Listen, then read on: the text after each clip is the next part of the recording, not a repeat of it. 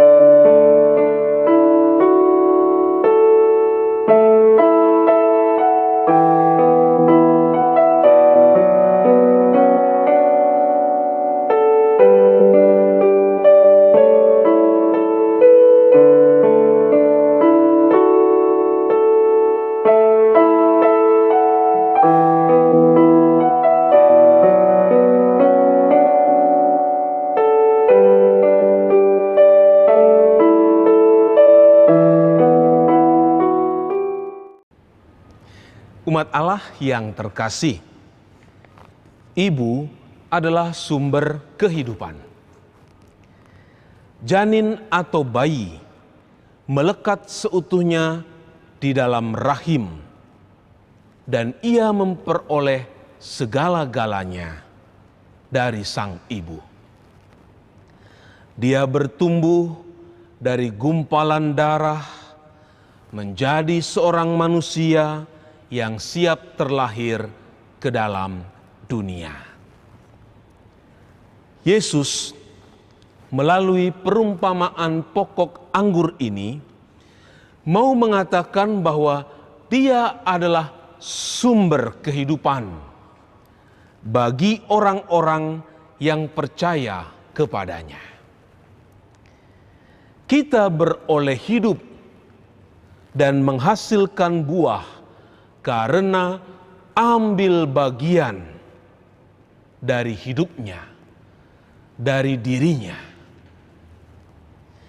Kita, ranting-rantingnya, mendapatkan makanan dan kehidupan dari sang pokok kehidupan, yaitu Yesus Kristus.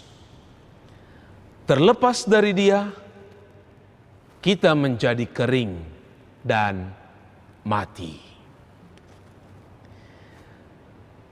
Umat Allah yang terkasih, marilah merenungkan lebih dalam persatuan kita, ranting-ranting ini, dengan Yesus sang pokok anggur. Pertanyaannya, hal apa yang membuat kita ranting-ranting menjadi kurus, kering, dan tidak berbuah? Pertama, kita tidak memiliki persatuan yang erat dan tak terpisahkan dari sang pokok itu. Kita merasa dapat hidup dari daya dan kekuatan kita sendiri. Kita salah. Semua sakramen di dalam gereja adalah tali pusat yang mengikat kesatuan kita dengan Kristus. Melalui sakramen-sakramen itu, terutama Ekaristi, sari-sari kehidupan dialirkan kepada kita. Hidup kerohanian kita menjadi penuh gizi dan bertumbuh sehat, berkembang dan berbuah. Yesus mengulangi sekali lagi betapa pentingnya firman-Nya tinggal di dalam diri kita. Sakramen-sakramen dan firman-Nya itulah yang membersihkan kita dari benalu-benalu atau tanaman-tanaman pengganggu. Dalam hal ini ialah dosa. Dosa membuat kita terputus dari pokok anggur dan menjadikan kita mengering, lalu siap dibakar dalam dapur api. Menciptakan suasana tinggal dalam persatuan dengan Yesus tidak bisa kita tawar-tawar, melainkan sebuah keniscayaan. Tinggal pada pokok yang benar membuat kita beroleh seluruh kebenaran yang mengalir dari Dia. Sekarang, panggilan kita, hasilkanlah buah yang lebat, yang manis, dan bermutu. Sebab apa? Sebab kita telah memperoleh sari-sari makanan dari sumber dan pokok yang berkualitas, yaitu Yesus sendiri. Kalau kita tidak tinggal pada pokok yang berkualitas, mungkin hasil dan buah kita juga tidaklah baik. Tetapi karena kita tinggal mendapatkan sari-sari hidup dari pokok anggur yang baik, yang benar, seharusnya kita pun menghasilkan buah anggur yang enak.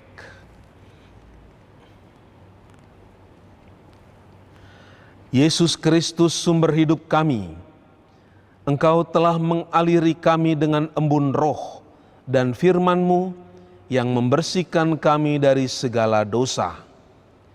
Perkenankan kami menghasilkan buah limpah, yakni cinta kasih, kesetiaan, kedamaian, dan kejujuran dalam kehidupan menggereja. Engkaulah Tuhan pemberi hidup, sekarang dan selama-lamanya. Amin. Tuhan bersamamu dan bersama rohmu. Semoga saudara-saudari menghasilkan buah-buah yang baik, yang manis, dan enak dalam kehidupan ini. Diberkati oleh Allah yang Maha Kuasa, Bapa dan Putra dan Roh Kudus.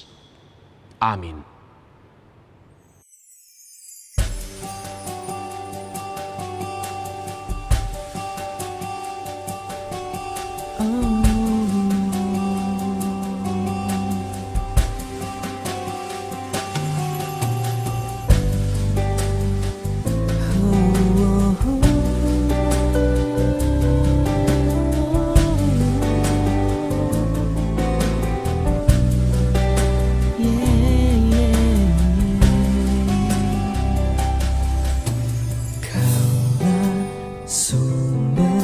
Kasih di hatiku, tiada yang dapat ku perbuat di luar-Mu.